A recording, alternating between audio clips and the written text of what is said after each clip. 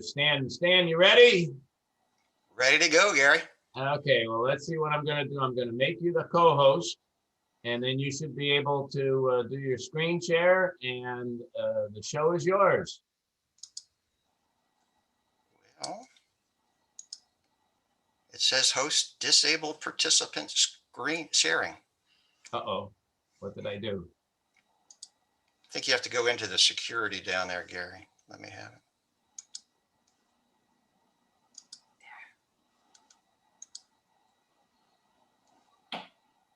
Now here, I'll make you the host, and then maybe that'll be better.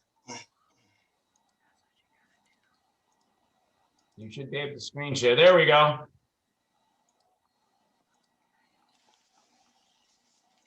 Okay, I hope everybody can see that. Thanks, Gary. Okay, well, good morning. I'm very excited to be here today to present a virtual tour of the village's new birding destinations that I call Point South.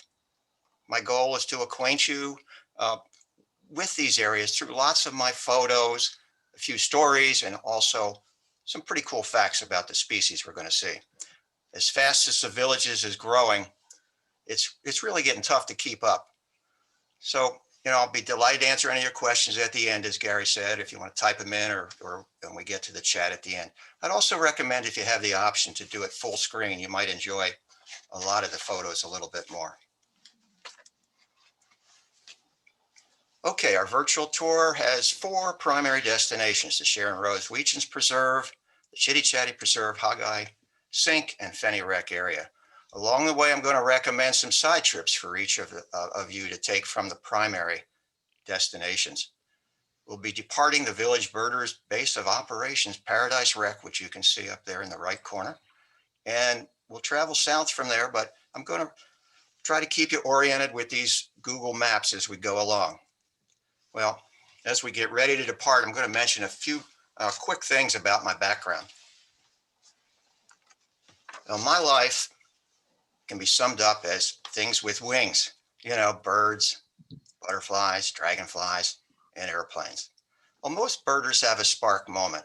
And that for me was when my family put up a bird feeder in the backyard. And all of a sudden we had northern flickers coming. And yeah, I know, northern flickers, big deal, right? But for me, using my Golden Book Nature Guide to birds, I found the flicker and made my first ID. You can see that bird book, which I still have right there in the right-hand corner slide.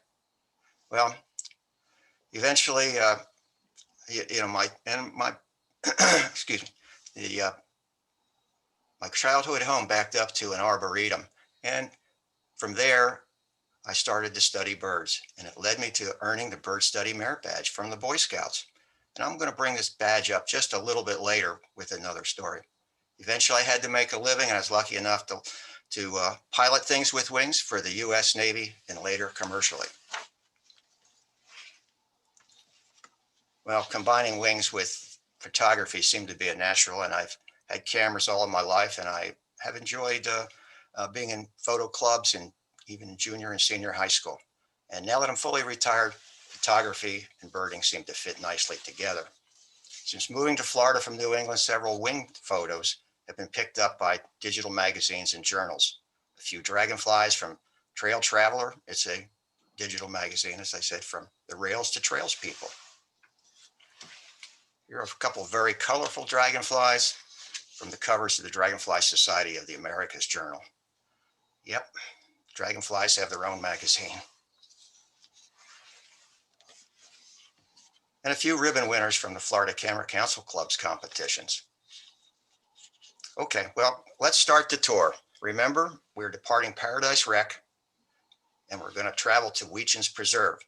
But there are a few places worth a quick side trip as we start traveling southward. I always take a peek at the fields behind the Fresh Market on Route 466. These kingbirds were shot last May, and the hungry juveniles were amazing. Well, kingbird parents feed their young for about 7 weeks, which is relatively a long period of dependence. And a pair will generally only be able to raise 1 brood per year. These kids putting on quite a show the morning that I was there, and I watched them for over an hour. But kingbirds aren't the only thing you're going to see there. This is really prime meadowlark territory. So scan the open fields and the fence posts, and I think you're going to be rewarded. Well, eBird selected this photo as their pick for the highest quality photo submitted in Sumter County for 2020. I had no idea they even did that type of thing. Just a few more of the meadowlark. Now, this is one of the brightest house finches that I've seen. Just like other species, finches' plumage coloration is a direct result of what they eat. So the brightest males attract the best females. Well, let's move on to one more side trip on our way to Weetjens. In late December, it was really super exciting to see these two whooping cranes in the wild. As you know, they are endangered. And in 1941, there were only 21 whooping cranes left. 15 were migrants between Canada and Texas, while the rest lived year-round in Louisiana. The Louisiana population became extinct, and today's population is estimated that's somewhere between 600 to 800, with about 2/3 in the wild and the rest in captivity. All of these birds are descended from a small flock that breeds in Texas. It's believed that the two siblings here in Florida were from the Florida Reintroduction Program. That program stopped in 2008 for various reasons, but Louisiana Reintroduction Program continues. On January 2nd of this year, the whooping cranes were returning to their early morning feeding grounds. Unfortunately, one collided with a power line. As you can see, it was a very gray, dark, and misty morning, making the visibility very limited. I've even had to brighten these photos so you can see the wires. After the collision, the hooper fell straight down underneath the wires. Well, fortunately, it was able to stand, but it was obviously stunned and confused, and the bird started to wander onto the road and into the traffic. At this point, the concern was that it might be hit by a speeding car. Well, one of the other birders drove her car into the center of the road and stopped and slowed the traffic long enough for the bird to return to the side of the bank, which took about 1 or 2 minutes. After about 5 minutes, it gathered enough strength to fly a short flight into the field. It was still stunned, and it just stood there for 30 minutes, not moving, not feeding, not doing anything. Well, fortunately, since that day, they've been observed and apparently are okay. All right, so now hop back in your virtual car and we'll head over to the Sharon Rose Weetjens Preserve. The Weetjens is located just off Moyer Loop, and it's between the Belglade Golf Course and the Atlas Canine Park, and it's circled in red there.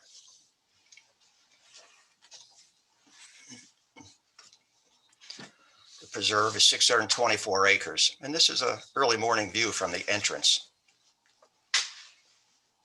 The boardwalk over the wetland provides special opportunities to get up close with many species. Within the last 2 weeks, I was there with another bird group, and we saw 50 species in just over an hour and a half. These are some more views of what you can expect at Weetjens. And if you get there early enough, you may get a sunrise like this. And yep, I didn't do anything to that color. Well, this is the Odd Couple, and it was there for us as a Thanksgiving morning surprise. My daughter was visiting, and we decided to show her the preserve. After exploring the boardwalk, we were headed back to the car when we spotted a few more birds in the pond to the right of the entrance. Not expecting anything, I almost just continued to the car, but my daughter wanted to get a closer look. Well, that was fortunate. And to my surprise, this beautiful horned grebe and a red-breasted merganser were hunting together. This grebe is an immature who resembles non-breeding adults with black cap, clean white cheeks, but with a grayish wash to the neck. Both birds frequented the pond for over a week, and I was able to make many return visits. The red-breasted merganser also was quite cooperative and posed nicely. And this merganser needs to eat about 15 to 20 fish per day. So in order to catch that many, it needs to dive underwater 250 to 300 times. And this takes about 4 or 5 hours of foraging each day. One of the great things about photography is that it captures a moment in time. When you see a photograph, it brings back memories. Excuse me. And that's what this picture from March of 2017 does for me. So every time I enter Weetjens, I look where I witness these American kestrels mating. Our smallest falcons only needed 5 seconds to complete the entire mating sequence. The embedded metadata on the photos records every detail right down to the second.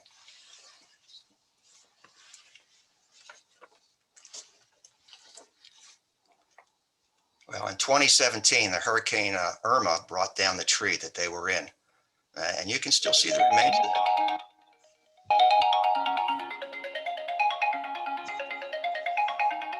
it. Something's going off. Okay. Well, in September 2017, Hurricane Irma brought down the tree that these birds were in. Okay. But you can still see it if you the remains of it even now. So, although we've got to mute somebody here. Greg, you need to mute. Greg Noel, you need to mute, please.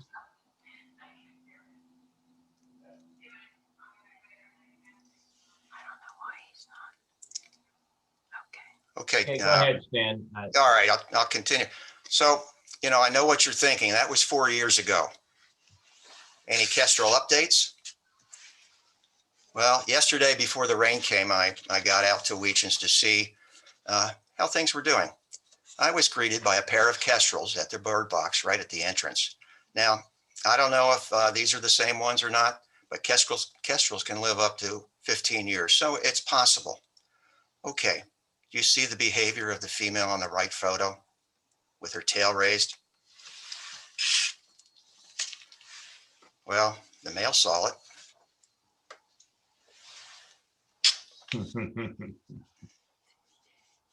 Yeah, this was yesterday.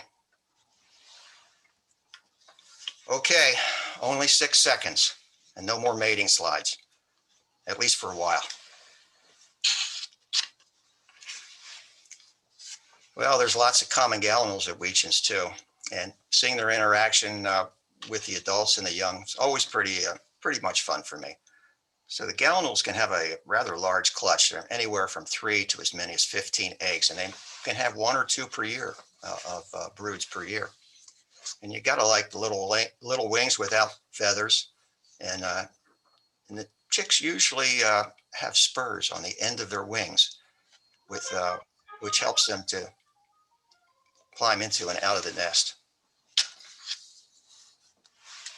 When hungry, the chicks can be rather demanding, and the adults are pretty cooperative too, even as the chicks began to mature here. Well, parents will do almost anything to protect the young, and the chicks were hidden right behind the gallinals, the adult gallinals you see on the left, and they were causing a huge commotion right as you entered the boardwalk, and they were protecting them as a large rat snake tried to approach. Finally, the rat snake retreated, so score 1 for the gallinals. Well, you don't have to go to Venetian Gardens to see purple gallinals anymore. Weetjens has many opportunities.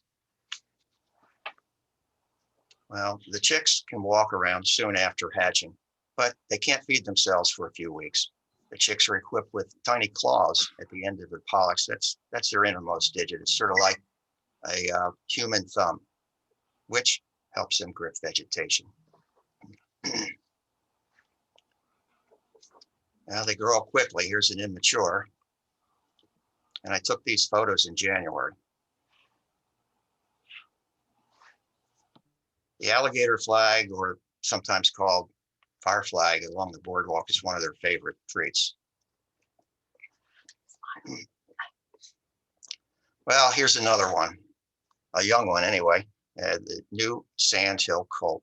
Well, this pair of adults has been at Weetjens for several years. Well, this one was in 2017.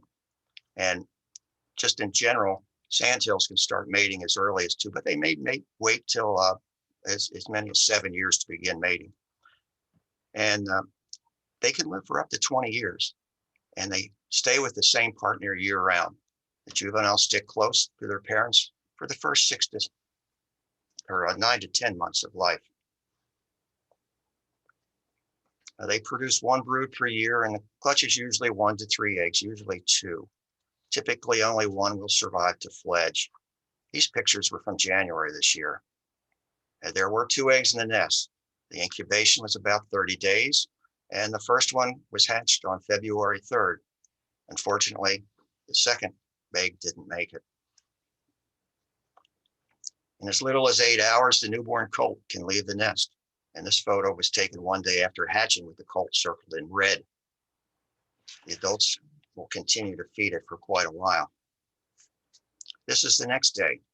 It's going to take 65 to 75 days after hatching for the colt to fledge. So that's probably going to be sometime in April. Just to let you know, sandhills have been in Florida for a very long time. And sandhill fossils remains unearthed at the Mac Asphalt Shell Pit near Sarasota are estimated to be 2.5 million years old. Well, yesterday I got these shots of the new colt and the adults. The colt's now 2.5 weeks old, and you can see how quickly it's growing. Here you can see the adult dropping a grub into the grass in front of the colt, who then picks it out of the grass and eats it. If you'd like to see this family, I think Wendy mentioned, I'll mention it again, get there early in the morning or late in the afternoon.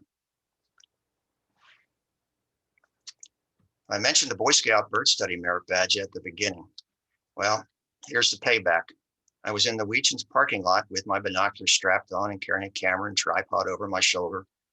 And a multi-generational family was getting ready to enjoy the preserve. The grandmother approached me and asked if I knew anything about birds. Well, I confessed I knew a little. She told me her grandson was working on a Boy Scout who was working on his bird study merit badge. And she said, would I mind helping him a little? Well, of course, that was one of the greatest times I've ever had at Weechins. And it was lots of fun. Well, I'm going to move through a couple of these slides quickly with some of the other species you just might see down there. Here's Least bittern. This is the Sora that Wendy mentioned earlier. It's been quite visible for the last few weeks. Here's an Anhinga. I particularly enjoy them with their breeding plumage. Here are a couple northern harriers tumbling through the sky. You're going to see plenty of pied-billed grebes, ringnecks, and American coots as well. Occasionally, you might run into a ruddy duck and some blue-winged teals down there, and maybe a hooded merganser. And you can see plenty of red-winged blackbirds as well. Of course, northern cardinals. Might get lucky to see the orange crown warbler that has been making a lot of appearances this year. Maybe a vesper sparrow. The purple martins are coming back, and you can see they eat only while they're flying, and you can see the in-flight meal in the left corner for the adult feeding a juvenile there. Always like seeing these guys, the common yellow throats. Plenty of blue-gray gnatcatchers, swamp sparrows. Of course, plenty of boat-tailed grackles. You might get lucky and see the marsh wrens and the solitary sandpipers there too. Just got to mention our Florida state bird, the northern mockingbird, and of course you're going to see jays, blue jays there as well. Well, here are a few side trips to consider when you're visiting Weechins: Charlotte Pond, Collier, Brownwood, and Soaring Eagle. Recently at Charlotte Pond, a white-faced ibis showed up. It's the one on the left, and I've included a glossy ibis on the right for comparison. Both species have expanded their breeding ranges in North America over the last few decades. Well, this has led to glossy ibises turning up in white-faced ibis colonies and vice versa. and it's led to many instances of hybridization, making it even more, more complicated to tell the two species apart. Well, this is Collier wreck. Look closely. Do you see what's hiding in the cattails? Yep, that's an American bittern. I'll confess that I was surprised, and this is an infrequent visitor, but who knows? You may get lucky too.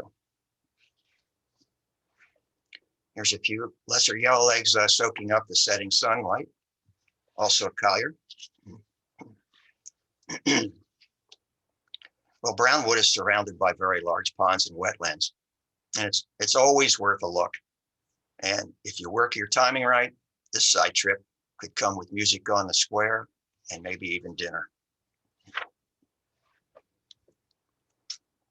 Now, moving over to Soaring Eagle now. You can see lots of small songbirds here as well as other species too. Well, this doesn't have wings, but as a birder, I'm betting you are a nature enthusiast too. And I included these few of this northern river otter, who was just having a great time rolling around in the sand and swimming in one of the retention ponds there. Okay, it's time to depart Soaring Eagle and cross over Route 44 to the 913 acres of the Chitty Chatty Preserve. Here is where we were in orange circle at Soaring Eagle, and you can see the Chitty Chatty circled in red. Hey, if you're not going to do the side trips, just head straight down Morris Boulevard and cross 44 and you'll see it on your left. For the best experience, I'd recommend dividing this into 3 areas, each starting at one of the rec centers: Chitty Chatty, Bradford, Aviary. And it's although it's possible to walk from Chitty Chatty to Aviary along the trails and by the retention ponds, it's about 3 miles one way. So you'll have to be the judge. Here's a few of our birders enjoying a Chitty Chatty portion of the trail. And you can see it's flat and it's paved, it's easy walking. So it's a really nice place to be out with nature. Here are a few courtship slides of the hooded mergansers. It's really hard for me to describe how thrilled I was to see this display. And for some reason, the previous night I'd been reading about hooded mergansers and the description of their courtship behavior. And I kept thinking, gee, that sounds pretty cool, but I've never seen it. Well, that very next afternoon, I was walking along the Bradford section, and right in front of me were 4 mergansers in full courtship mode. Check out that hood extension. Do you think the females were impressed? Their most elaborate display is called head throwing, and they jerk their heads backwards to touch their backs with the raised crest, while giving out a very loud frog-like croak, which I could hear quite plainly for over 30 minutes. It was an amazing display. And after seeing literally thousands of hooded mergansers in the villages, I finally saw the courtship display. Now, one afternoon at the Pond Air Aviary Rec Center, dozens of Forster's terns were making incredible plunge dives. It's amazing at the speed at which they enter the water. Their primary catches are small fish, 1 to 4 inch variety.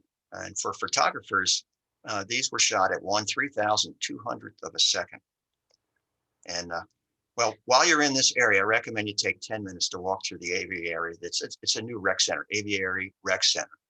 And naturally, birds are the theme, and the center is lined with avian artwork. Well, green herons are opportunistic feeders, eating mostly fish and crustaceans and such. But I've never seen one eating a spider as in the center picture. I do believe that is what is happening. But I'm going to come back to the greenies when we get to Fenny with another possibility. Well, this was along the Chitty Chatty section. Also along Chitty Chatty, I really enjoyed seeing black and white warblers, but even more so, a female summer tanager. Well, most of the usual suspects are here too. And I'm betting some of you might not know that in the early 20th century, the snowy egrets, like the one on the left, were hunted extensively for their long breeding plumes, which were used to decorate ladies' hats. This fashionable accessory was decimating the snowy egret population. Well, the trade was banned in 1910 in North America and later in Central and South America. The snowies have made a pretty good comeback with the current population estimated around 250,000 in the Western Hemisphere. Some of the occasional visitors that show up along this pathway, we got a Bonaparte's gull and buffleheads as well. And when you're out, keep a sharp lookout for other beauties too. And I'm not sure I would have seen this pair of raccoons high up in this oak tree if my wife hadn't pointed them out. You know, the colors along this trail in nature are just stunning. Well, let's head over to Hog-Eye. Well, we finally crossed the turnpike, and the best place to access the Hog-Eye pathway is at the Cattail Rec Center off of Marsh Bend Trail. So it's a big parking lot. Let's go to the end of it and park near Edna's Food Truck. And that's the main entrance to the trail. The path is 2.5 miles long, and it circumnavigates 81 acres around the Hog-Eye Sink. The Water Lily Rec Center, which you can see at the top of the screen, is a really good side trip and lots of fun too. The trails actually connect, so if you want to, it's possible to walk from all the way from Hog-Eye up to to the Water Lily Rec. But it's a short drive, and that's easy enough to do too. I'm expecting the Water Lily Bridge, what you see up at the top, to open very soon. That's a golf cart bridge. And when that opens, you're going to be able to drive your golf cart all the way from Paradise Rec to these destinations that we're looking at today. Well, let's take a look at the Hog-Eye Sink path. This is what the sink looks like. And the pathways, again, very flat. And the first half is very sunny, so if it's in the summer, it can be quite hot, and recommend you get there early.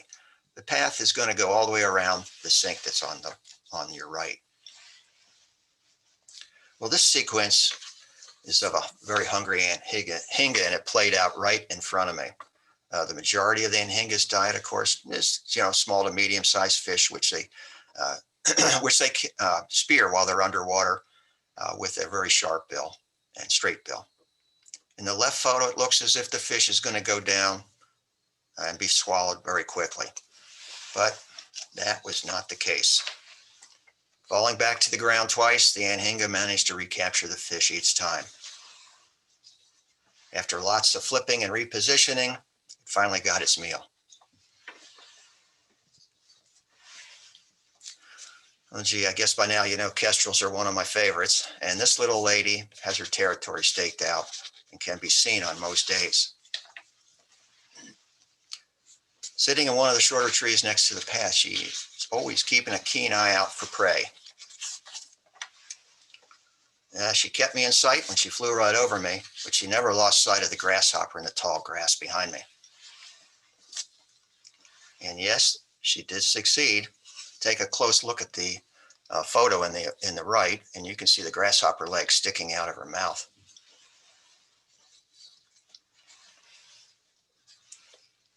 Last June along Hog-Eye, several least terns were diving into the ponds at only 9 inches. It's our North America's smallest tern. The performance was brilliant, and this one is in breeding plumage. He even did a flyby showing off his white forehead and yellow bill. Even though we see sandhills throughout the villages, it's always a pleasure. Especially when it's that time of year and you see them mating. Okay, promise, that's the last mating slide.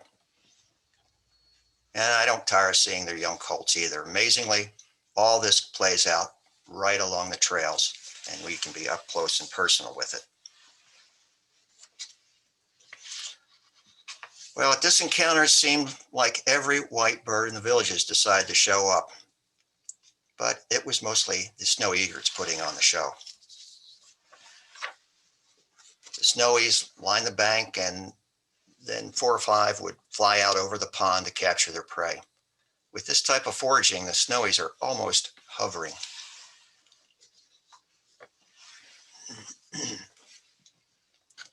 Well, naturally, things aren't always perfect in the world of snowy egrets, and these two were sorting out hunting territories. I think Hogeye is also one of the most reliable places to see roseate spoonbills in the villages.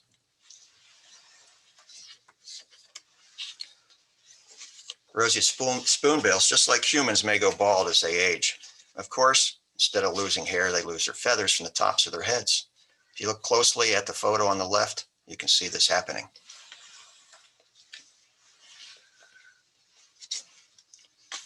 And just like other species, spoonbills get their pink coloration from the food they eat. You're going to see many, many tricolored herons down here. Well, this tricolored is showing beautiful juvenile plumage and already quite a skilled hunter. Lots of little blue herons here also. And the little blues, well, they start their life with white plumage and they mold into blue and white stage. And sometimes it's called calico or pied. And then finally they acquire the adult plumage when they're about 2 years old. Now, one morning, my wife and I were walking at our next side trip destination, the Water Lily Rec Trail. Within 5 minutes, I heard the distinctive call of a bobwhite. Surprised, I started scanning the ground where the bobwhites normally forage. And my wife kept telling me it's not on the ground, it's in a tree. Well, I'm sure glad that she was along. As it turns out, this was my first bobwhite in the villages. Well, here's something else I just recently learned about bobwhites. Until now, they were thought to be monogamous. And then researchers attached radio tracking devices to individuals to follow their activities. Turns out that both male and female bobwhites can have multiple partners in one mating season. Well, one day along the Water Lily Trail, I spotted this great crested flycatcher carrying nesting material. Well, sure enough, she was returning to her nesting cavity. The female does most, if not all, of the nest building.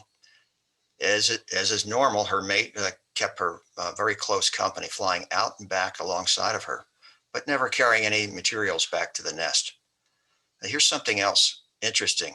In Florida, almost every flycatcher nest will have some shed snakeskin weaved into it. The cavity was about 40 feet from the ground and the bark was stripped off all the way down. The smooth surface of the tree helps prevent predation by tree climbing snakes. I ended up watching this nest for a few weeks, but unfortunately my timing just wasn't right and I missed the chicks when they were fledging. But I'm hoping for better luck this year. Well, let's go down the road to one of my other favorite places, Fenny, and our last primary destination. You'll have plenty of opportunities to make side trips from Fenny too. Just a few are Riverbend, Sugarcane, and Wendy's Pond. Fenny is a very scenic spot. And when Fenny is mentioned, most people just think about the boardwalk. Well, that's great, but explore the other parts too. This large pond in the back is usually very active. The live oaks are really a wealth of species, and there's a very nice trail that winds through them. The boardwalk in Fenny Springs always provides a chance to see many species of birds. This is an early morning shot of the male and female pileated woodpecker, and the pileateds are very territorial, and this is their territory. You know, if you go down here, you're almost guaranteed to see them on most days. I watched this male for several weeks last April. He diligently excavated a large cavity nest in one of the Fenny's dead pines. The male does most of the excavating, and the female contributes with the final stages. The entry hole's oblong rather than circular like most other woodpecker holes. And you can really see the chips flying here.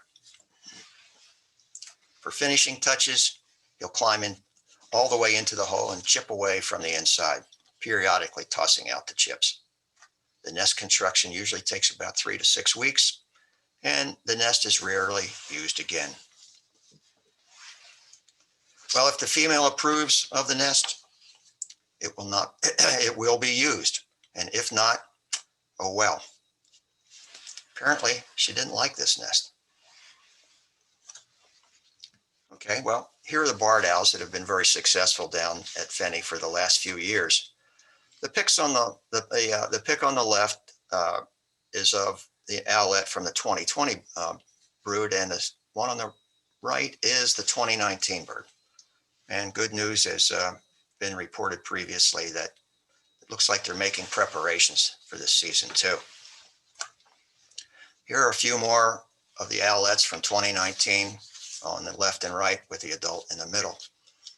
I'm still looking for their nest, but usually barred owls use a natural cavity 20 to 40 feet up in large trees, but they can also use stick platforms built by other animals, including hawks and crows and even squirrels, and they'll even use man-made boxes as well.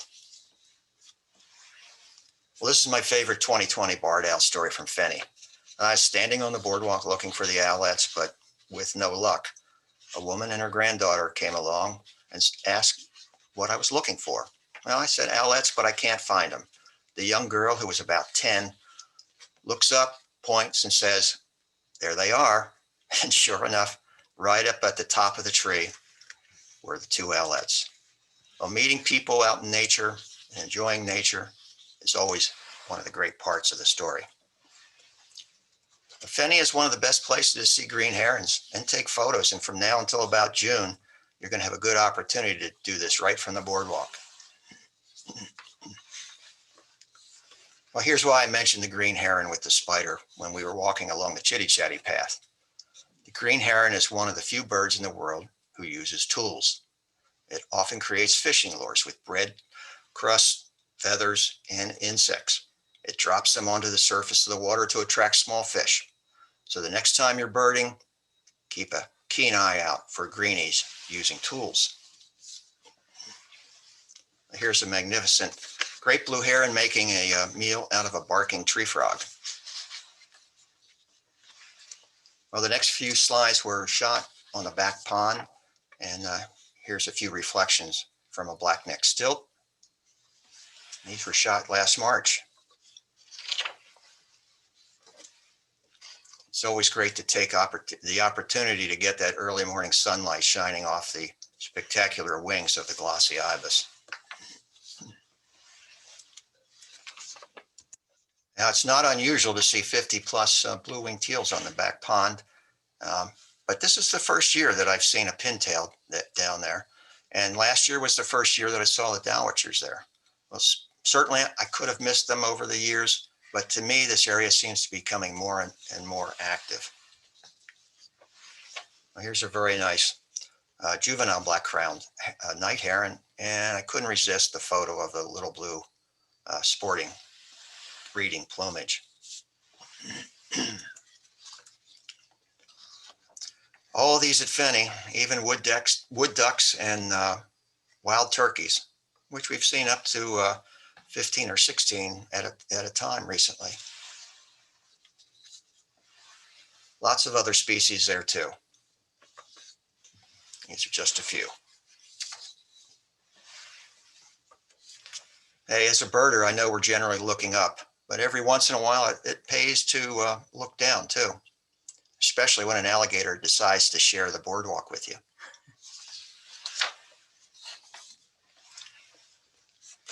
Oh, at this side trip destination, our friend Wendy Milstein happened upon hundreds of birds in a retention pond at the junction of Warm Springs Avenue and County Road 513.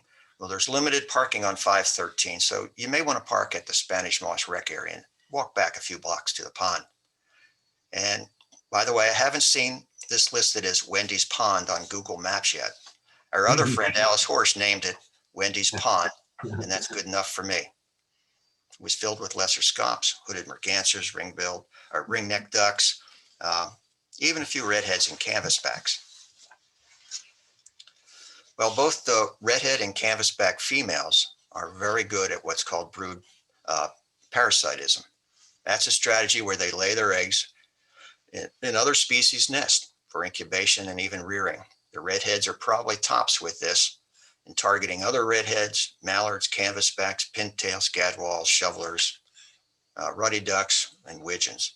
The northern shovelers also join in on this egg-laying strategy, but they target mostly redheads and ruddy duck nest. These beautiful lesser scalps is the most abundant diving duck in North America, with a global population, a breeding population of 3.8 million. Well, make sure you check out the nearby sugarcane wreck also. It has a magnificent walking path through lots of live oaks and also some small retention ponds. And you'll have plenty of opportunity to see many species here. If you'd like to see eastern bluebirds, Riverbend is a perfect place to go. Start at the Riverbend Wreck and walk north. Toward the end of the trail near the sand volleyball courts is a stand of live oaks. You can walk 360 degrees around these oaks, and they are usually filled with small songbirds, and especially bluebirds. Well, here's the big picture of where we've been today. The ever-expanding footprint of the villages is within the black oval. For orientation, the town squares are circled in red, and the orange circles are the sites that we've visited today. In terms of distance, it's 17 miles from Paradise Wreck all the way to Fenny, and we're still expanding. I think the next birding destinations to open will be along Megason Road with the red ovals, and just south of Brownwood Paddock looks very interesting. If you'd like a preview of Megason Road, it's open to cars and golf cart traffic now.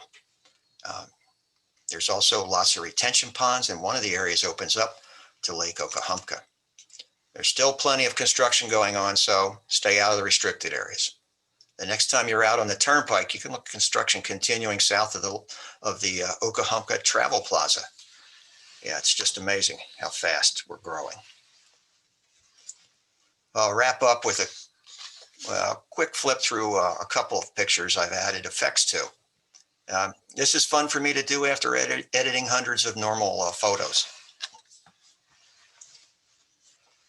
There's a very limited effect over these photos, just something to bring out the feather detail. I've had a few of these made into jigsaw puzzles for my grandkids. This shows some of our commonly seen species on black canvas. These were done with several effects laid over top of each other. I particularly like these small songbirds at Weetchins, and these are jigsaw puzzles too. Here are cranes from Wendy's Pond and Weetchins. And I'll finish with one of our most common species we see, the magnificent sandhill cranes. Well, here are the addresses of where we were today. My information resources included allaboutbirds.org from Cornell Labs of Ornithology, several Peterson field guides, National Audubon Society field guide to Florida, Birds of Florida by Bill Panty, and the Florida Fish and Wildlife Conservation Commission. Well, I hope you enjoyed the tour, and we'll open it up to the questions now. Okay, Stan, let's see. There's I don't see any questions. I see a few comments. Okay. If anybody has any questions, please go ahead and post them to the chat so that we can address them. Stan, thank you for introducing many of us to these areas that we haven't had the opportunity to visit. Like you said, it's a rapidly expanding area we have here in the villages, and there's going to be more and more opportunities in some of these areas, as you pointed out, along Megason Road, and who knows where else. As soon as the roads go in, then there's access, and suddenly you find things. So it'll be exciting. Outstanding presentation. Outstanding. Well, thank you. So Yeah, a lot Stan, of if you want to turn me back over to the host, I can do some of the other administrative stuff here. Okay, Gary, as soon as I figure out how to do that, I will send it back to you. I think you hover over my name and then where it says more, you say make the host. Okay.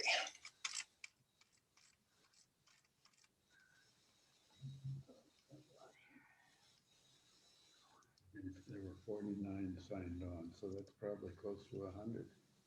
Yeah. 75 at least.